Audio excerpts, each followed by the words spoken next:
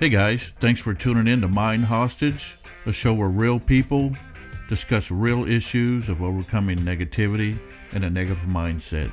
I'm your host, Stephen Payne, and I'm glad to be here with you today. For any of you listeners in Central Texas, I recommend you visiting Four Legs of Love Boarding and Boutique, located in Temple, Texas. You want to pamper your furry friends, a good doggy daycare, or even in-home care, or you want to pamper them with a CBD infused spa bath, these are the folks for you. They also offer a variety of dog beds, accessories, treats, and much more. Visit these guys at gopetlove.com. That's gopetlov.com, or you can contact them at 254-239-5307. That's Four Legs of Love Boarding and Boutique. These guys will treat your pets like their family. Hello, and thanks for tuning in, Mind Hostage fans. We're going to have a great show for you today. We're going to welcome my wife, Trish Payne, to the show today. She's going to talk about her adversity as a identical twin. Trish, welcome to the show. Hi, thank you for having me. Trish, I kind of let the cat out of the bag. You're going to talk about being an identical twin. And so, I just want to start by talking about what that was like growing up. I think I remember maybe a set of twins at the school I went to, but I didn't know them. I just know that, everybody would freak out by looking at them. And they, I think, were pretty close to identical because none of us could tell them apart. What was life like for you as an identical twin growing up? We had a lot of fun, me and my twin sister. We did everything together. We were best friends to each other. There was nothing that one of us did that the other one didn't know about. We didn't have any secrets whatsoever. It was a 100% bond between the two of us. So you didn't have secrets with each other, but I bet between the two of you, you had secrets from other people. Kind of those secrets did you play on other people? Did you go into school and class and that? Or did you play tricks on other kids, or what was that like?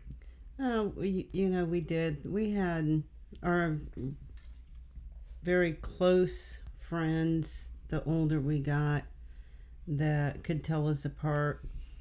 And we had our close friends that could kind of tell us apart. And we had sometimes, our mom and dad could tell us apart, and our brothers and sisters.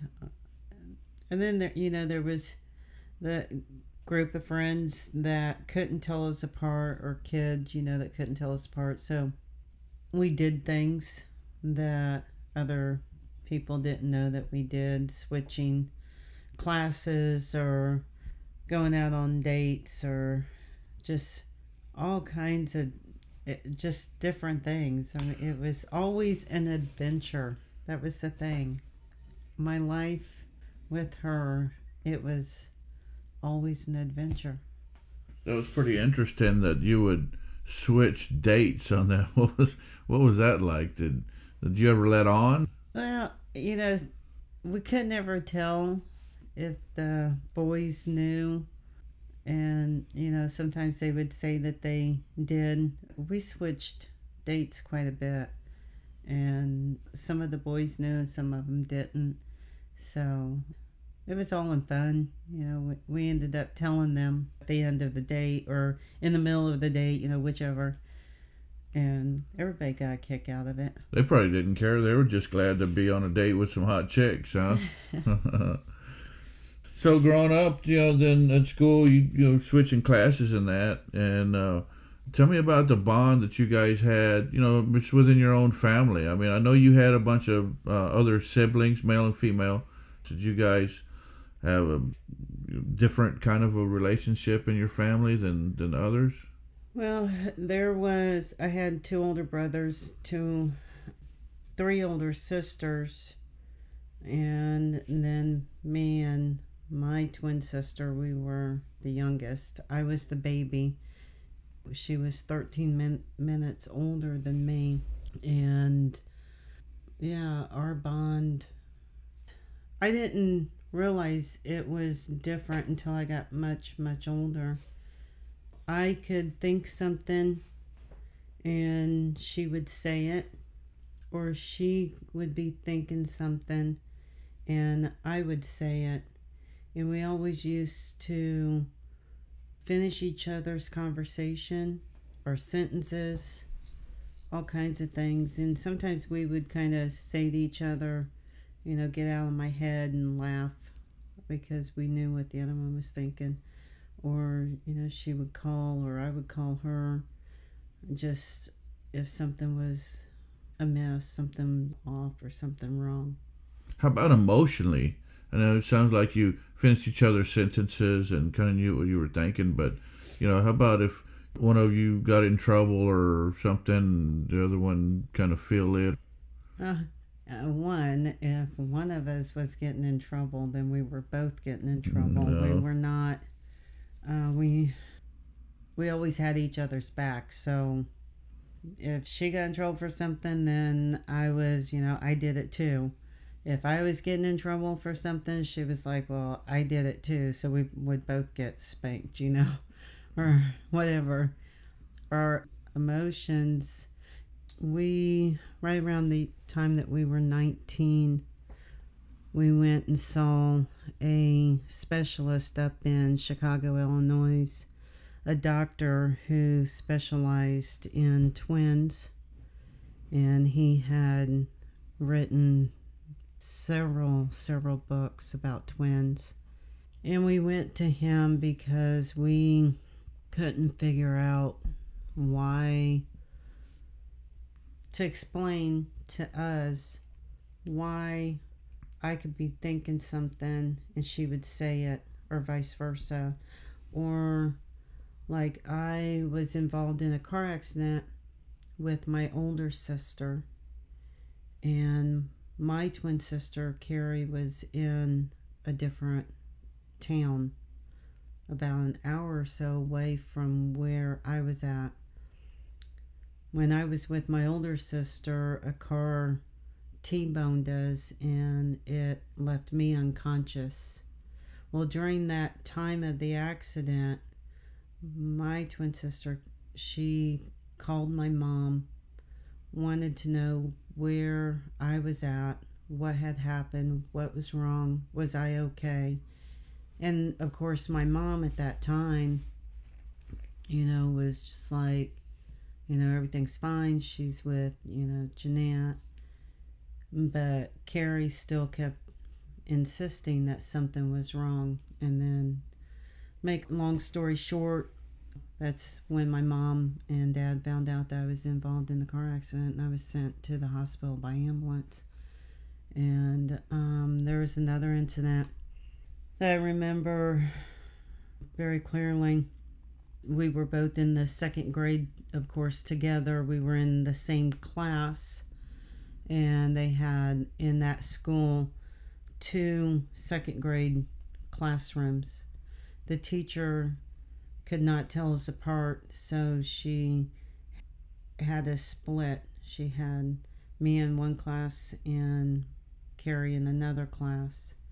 And I think it was me that I got extremely sick, and then Carrie followed suit. And the doctors at the hospital, they ran all kinds of tests. Everything came back negative. So they asked Mom and Dad what had changed, what was different, and Mom told them the only thing that was different was, we were split up at school. So the doctor wrote a prescription for us to be put back in the same classroom together, and then we were okay. That's amazing that just being separated by a classroom would affect you guys that severely. Yeah, and I was pregnant with my oldest daughter. I was 18, I was young, and I moved to Colorado with one of my older sisters, and she stayed back in Indiana. And I thought my pregnancy was going great as far as not having morning sickness or anything like that. And then I got a phone call from her.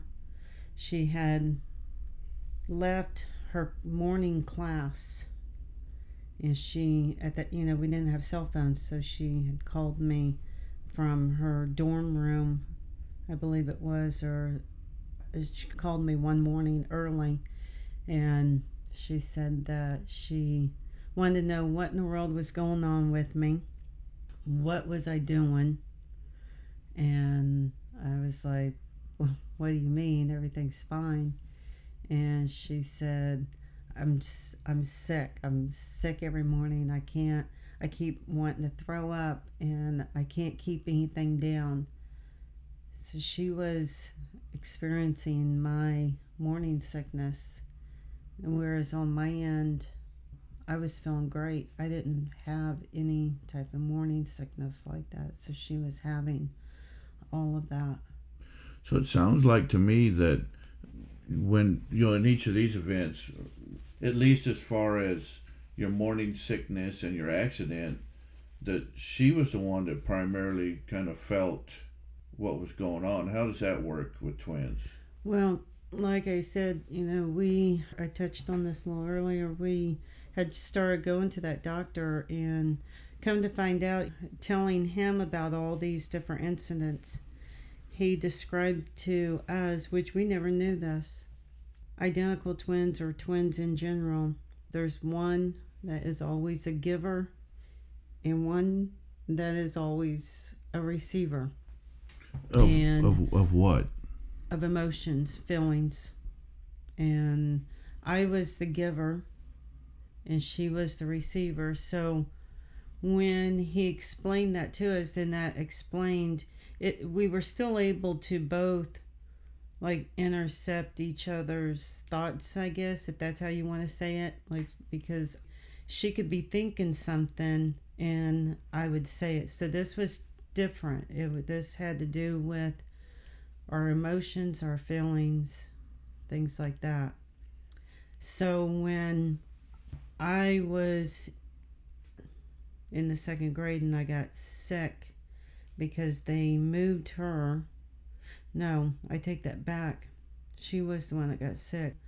She went in the hospital before I did. And she could feel everything that I was going through. When I had my accident, she felt all that. When I was having, my pregnancy, she went through the morning sickness. So I was giving and she was the one receiving. Okay. Well, there was a day where that kind of switched, where you became the receiver in April 26, 1988. And I'd like for you to talk about that day and kind of how you were a receiver of emotions. You kind of started going through some weird kind of emotions and things that were really hard to put your finger on. So that morning, April 26th, 1988, I woke up that morning and did my normal thing. It was around 7:30 in the morning that I got a phone call from Carrie. Her car had gone in the shop and she wanted to know about my vehicle. I had already told her a couple weeks ago, before that date, that she could drive my vehicle. So she was driving it here and there. And then she wanted to know where all the paperwork was for my vehicle, in case she ever needed it for whatever reason. And we had our normal conversation. And at the end of our conversation, it ended the same as all of our other conversations that ever ended. I love you, talk to you later. That was our ending of conversations. And we hung up. No sooner than we hung up the phone from each other, I wanted to call her back, and I did. I immediately called her back, and she had already left. And then I called, she was at my mom's and dad's house. She was heading into town, and I called there at her fiance's mom's and dad's house, and she hadn't gotten there yet. Well, his mom said that she hadn't seen her, and I knew from my mom and dad that she was planning on going over there, but they didn't know when. So I kept calling different people around town and calling her fiance's mom and dad's house. And when I finally got a hold of somebody there, she had just left. She was there and then she'd left. And then his mom told me, well, she thought maybe Carrie was going up to Lafayette. So I started calling. I remember even telling people, if you see her, have her call me. And of course, I never got a phone call in that whole entire day. My whole entire mind, thoughts, focus, everything was on her. My emotions were like in a panic, but I didn't know why. I wanted to get a hold of her, but I didn't know why I wanted to get a hold of her. And that went on the whole entire day. For some of these maybe younger listeners that are listening today, that was really before cell phones and smartphones and that. So you were at the mercy of trying to pin somebody down at their location and using a landline. So I bet that would be pretty frustrating. I remember those days trying to get a hold of somebody and calling, and you just had to catch them at the right time. So I bet that was frustrating. You had these really strong feelings, but you couldn't put your finger on.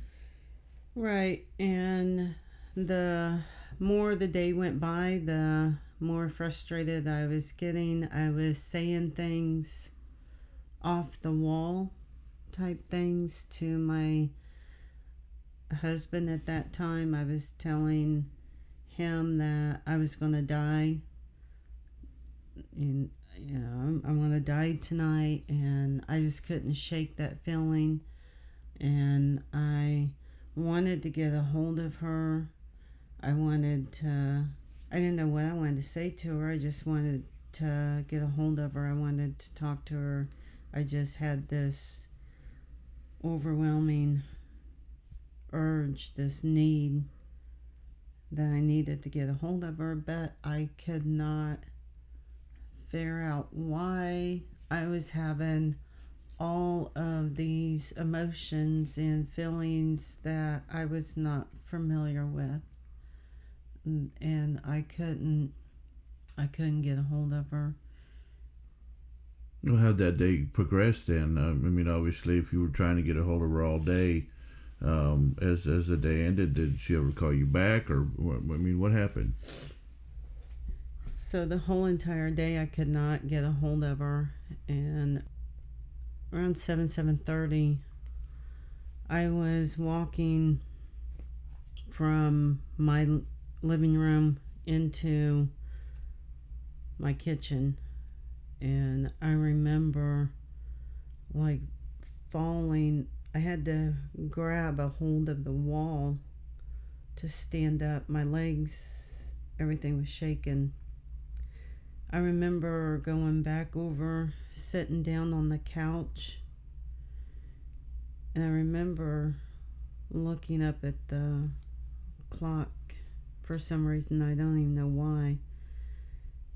And I just remember all this pain shooting through the bottom of my feet, all the way up through my legs, all the way up through my chest and my arms, my hands, up through my neck, up through my head, and then the pain was gone, and I couldn't figure out what the pain was. At the same time that pain was leaving, I felt this overwhelming, like just engulfed feeling of love. I felt like it was just my whole entire body was engulfed in this voice, this inside me was saying everything was okay, but I didn't know anything that was going on, and I still could not put my finger on anything, but all of the panic and everything had left. I felt at peace, and I stood up from the couch, and I remember my husband at that time was either in the living room or the kitchen. I can't remember the exact details of that, but I just remember seeing him as I stood up, and I pronounced to him that I was dead. And it was hard for him because he didn't know, what was going on. Just the whole entire day I was telling him I was going to die, that I wasn't going to be there in the morning.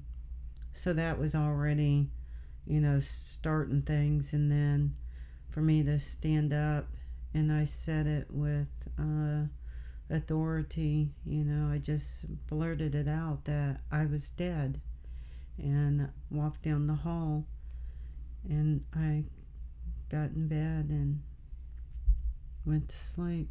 Wow, that's pretty ominous sounding. So you went to bed, and what happened next? Around 3 o'clock in the morning, my mom called, and I answered the phone.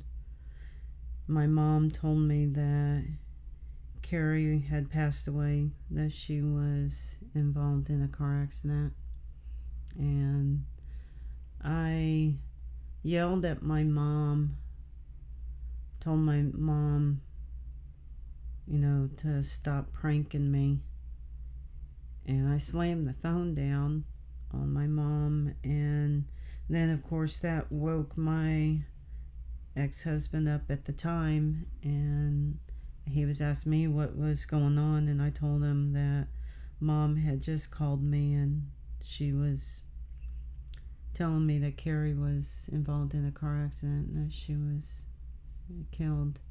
I said that Mom was pranking me.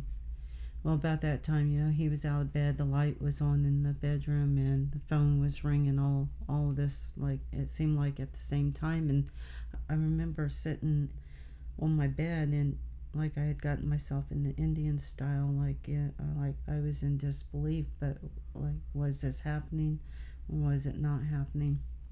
And of course my mom called back and told my ex-husband that Carrie was involved in a car accident.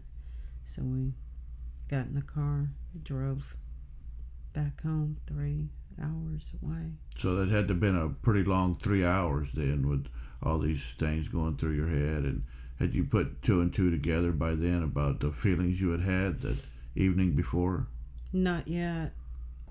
My drive home, it was a blur. It was like non-stop crying, and then I'd break, but it was like my brain was not thinking. I wasn't conceiving anything. It was like I couldn't think, and there was times that I had cried so much that I like didn't have any more tears. It was the longest drive I'd ever had, but it was only 3 hours, and it seemed like it was a lifetime. So about when you got home and that, did you go visit your sister, or what happened next? When we got home, we went on into the funeral home, and I cannot remember all the details of who all was with me when I went up there. I know Mom and Dad was. I cannot remember if any of my siblings went. A part of me on the drive home was that she was not dead. I could not comprehend that. So when I got to the funeral home, I wanted to see her body. I wanted to see if it was her. And it was like I saw her body, but yet I still could not conceive that it was her. So certainly they hadn't had time to prepare the body or anything. No, they had just gotten it in, and nobody wanted me to see her in that condition, but I insisted. I didn't see any of the brokenness.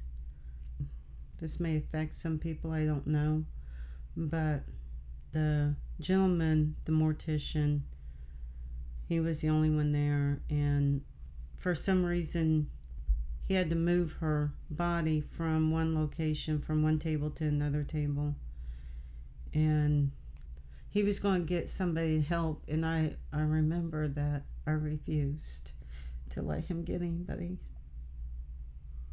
That I had to do that. I had to move her from one table to the next.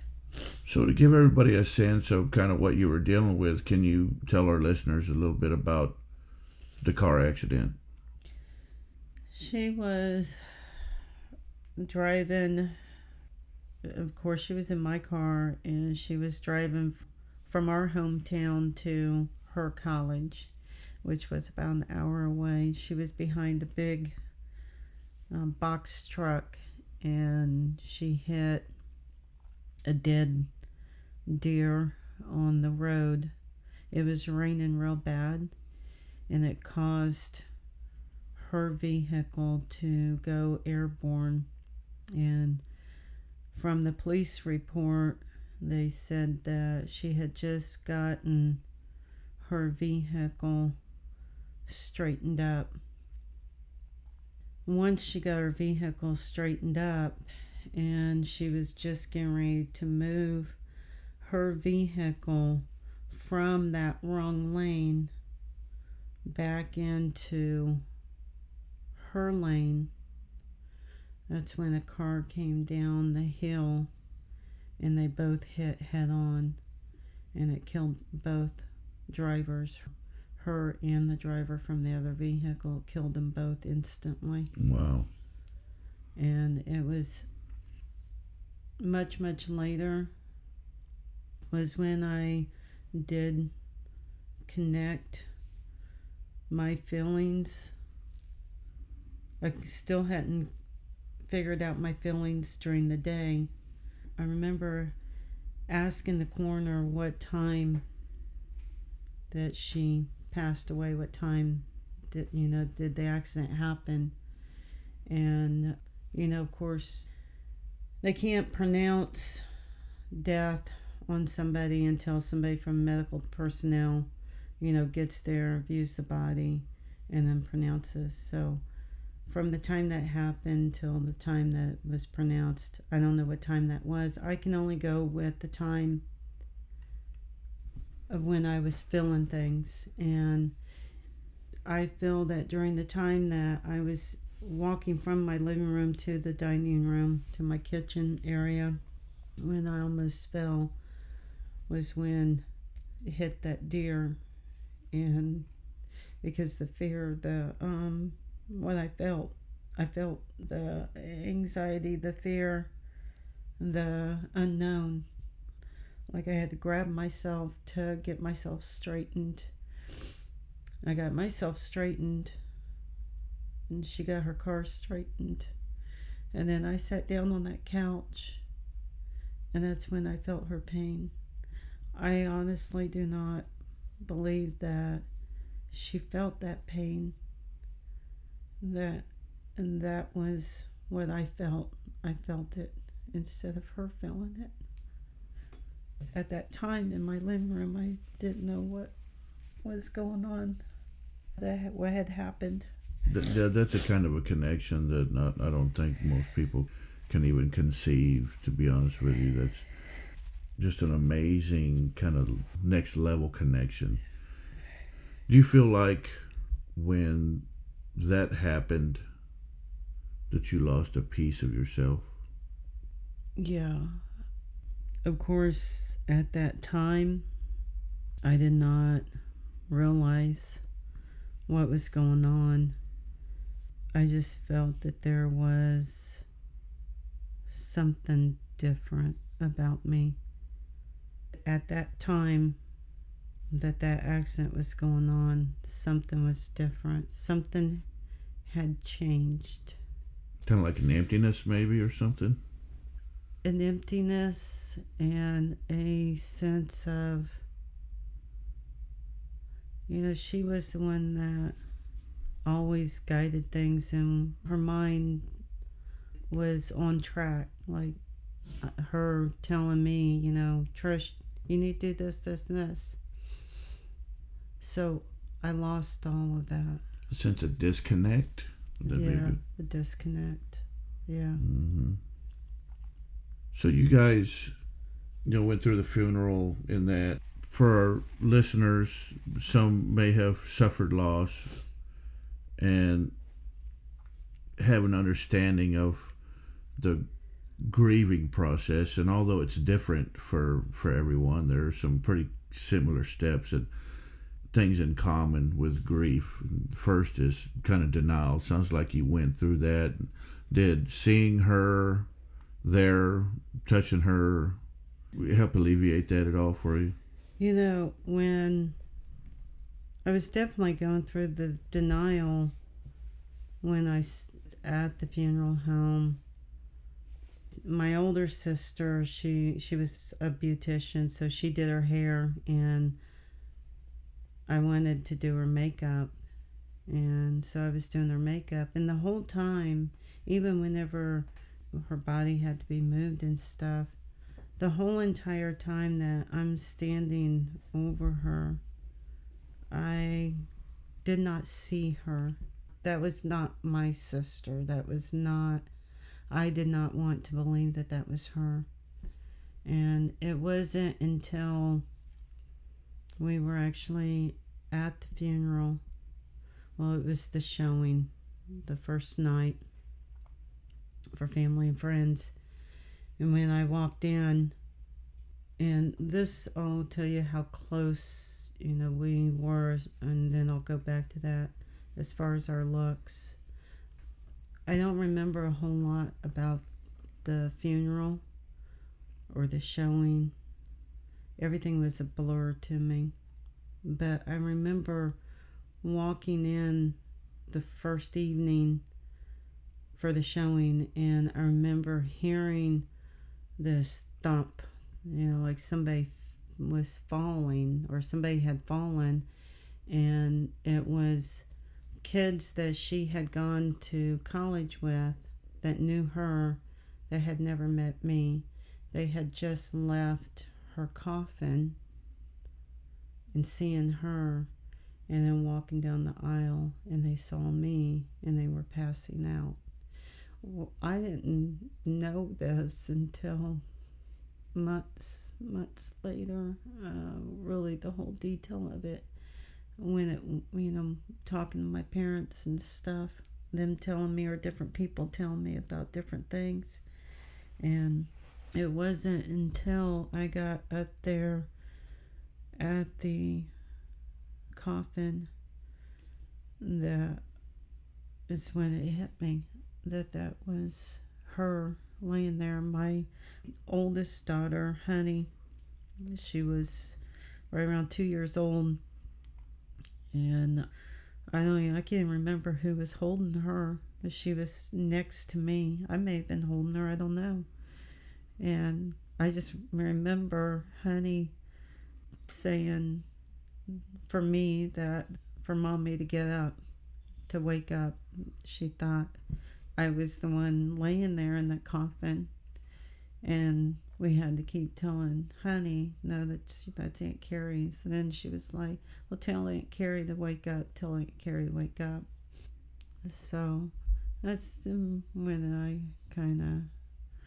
it hit home with me that she was there. Oh, a part of my brain was still trying to convince myself that she was still somewhere out there alive. So another major stage that I think a lot of people go through is guilt. Did you deal with any of that? I did. I had guilt about her driving my vehicle, that I thought that it was, my fault that she was killed in the car accident because she was driving my car. And I had that guilt for a while, but it was like every time I thought about that, every time that would pop into my head, it was almost like she was screaming at me, telling me no, that it wasn't that it wasn't my fault. But those were the thoughts that I had for a long time. Sure, I think that's pretty normal. How about blame? Did you go through any of that blame? I went through some of the blame at the same time. When I went through that guilt, that was my fault. I went through more denial for years. A lot of this is I've never even talked about.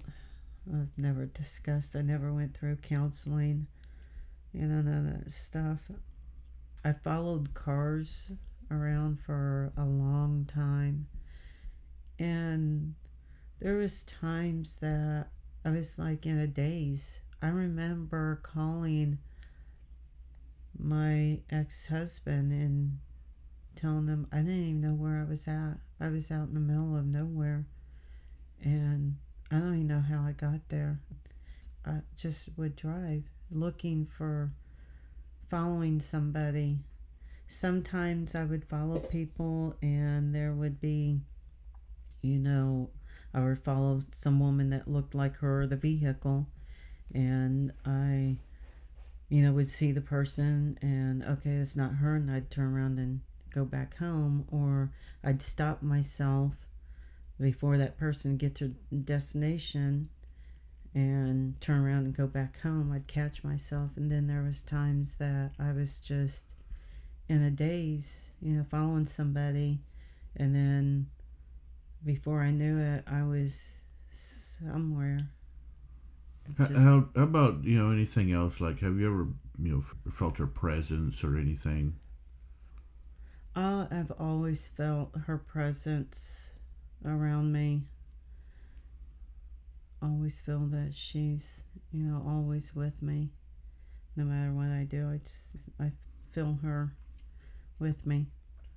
Something that stands out to me that you mentioned a while ago was that when you were feeling those feelings at home before you knew that your sister had been killed, that after the pain had shot through your body, that for a moment you got this overwhelming sense of love and peace.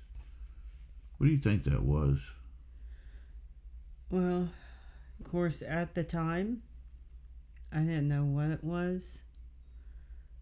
And the older I got and started sorting through all of my feelings, emotions, everything, and here I am 31 years later still sorting through things, but I had always knew that was God's love. I mean, I felt it.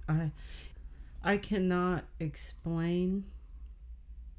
It was this overwhelming warmth that it engulfed engulfed my whole entire being, my whole entire of me. And at the same time, this warmth.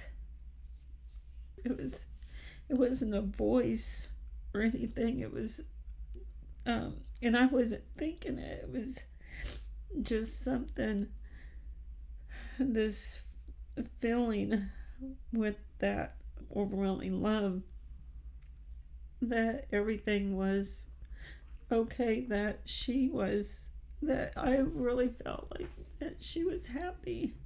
The word. But I didn't know that night, and I was feeling all that, like what had happened. I still didn't know what had happened. How about now, looking back on that feeling of peace, and you think that helped you get through it, and even today, just to know that she's in a better place? Oh yeah.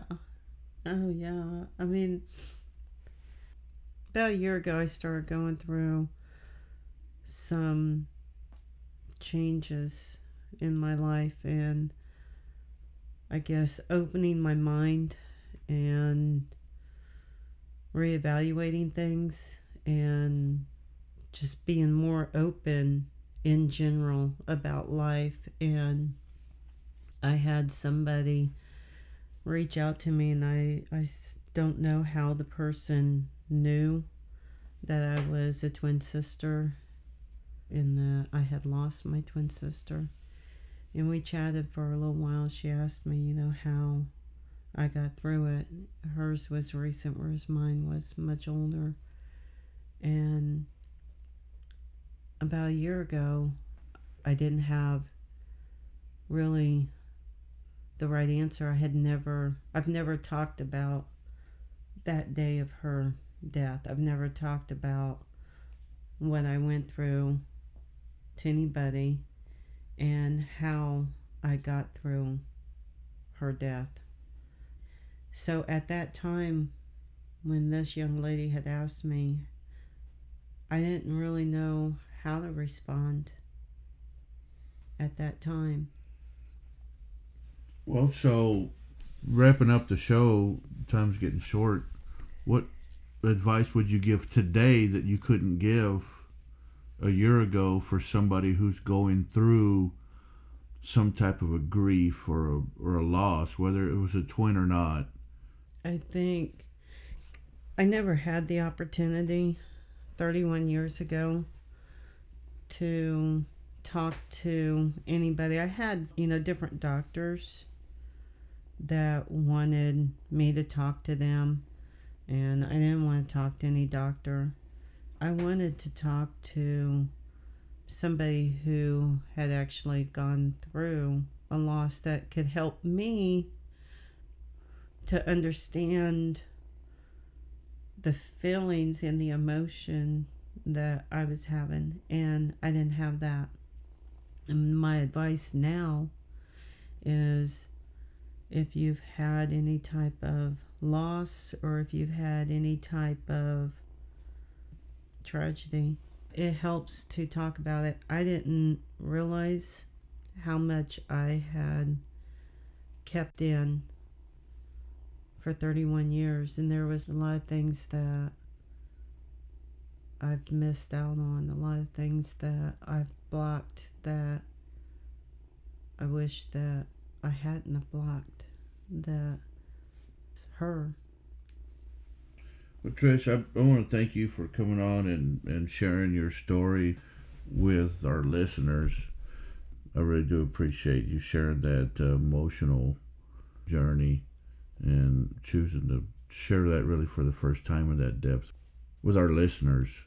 For you listeners out there that are maybe feeling lost or having a hard time in dealing with your adversity, whether it be that you've lost someone or maybe you're lost, the thing to remember is you're not alone. If you have no hope, then what do you have to live for? You have to find your purpose in life. You have to find your relationship with your Creator. And you have to understand that we're all going to go through adversity. And it's not the adversity that defines you, it's what you do with your adversity, how you grow. If you're not strong enough on your own, and we never are, you need to reach out for a relationship with your Creator, reach out to friends and family, reach out to a mental health professional, doctor, a preacher, reach out to your members of your church. Just know that you're not alone. There are people out there that care about you, and we encourage you to reach out for help. We want to listen to your story. We want to hear from you guys. Please reach out to our show at www.mindhostage.com. You can email us at themindhostage@gmail.com. We'd love to hear from you. We'd love to hear your stories. Guys, thanks for tuning in, and we'll talk to you soon.